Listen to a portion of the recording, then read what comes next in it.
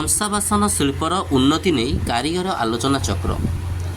MGM foundation ଏବଂ experimental art and design studio ମିଳିତ ସହଯୋଗରେ ବାଲିଅନ୍ତା ବ୍ଲକ ଅନ୍ତର୍ଗତ ରଥିଜେମା କଂସାରୀ ପରିବାର ସଭା କକ୍ଷରେ ଆଜି କଂସା ବାସନ ଶିଳ୍ପର ବିକାଶ ନେଇ ଏକ ଆଲୋଚନା ଚକ୍ର ଅନୁଷ୍ଠିତ ହୋଇଯାଇଛି।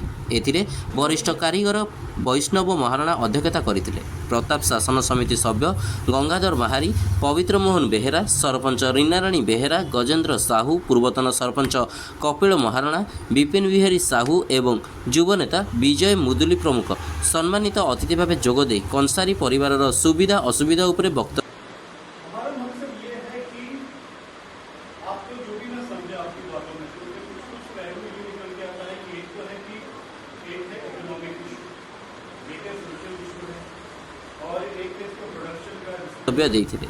ଉଗ୍ରସେନ ସାହୁ, ସୁବଳ ମହାରଣା, ପ୍ରଫୁଲ୍ଲ ସାହୁ, ଲକ୍ଷ୍ମୀଧର ମହାରଣା, ଧଡ଼ୁ ସାହୁ, ଶଙ୍କର ସାହୁଙ୍କ ସମେତ ବହୁ କାରିଗର ଉପସ୍ଥିତ ଥିଲେ। ଅନୁଷ୍ଠାନ ପକ୍ଷରୁ ପ୍ରେମଜିସ୍ ଆଚେରୀ ସୂଚନା ପ୍ରଦାନ କରିଥିଲେ। ବ୍ୟୁରୋ ରିପୋର୍ଟ, ଦି କେ ନ୍ୟୁଜ୍ 10।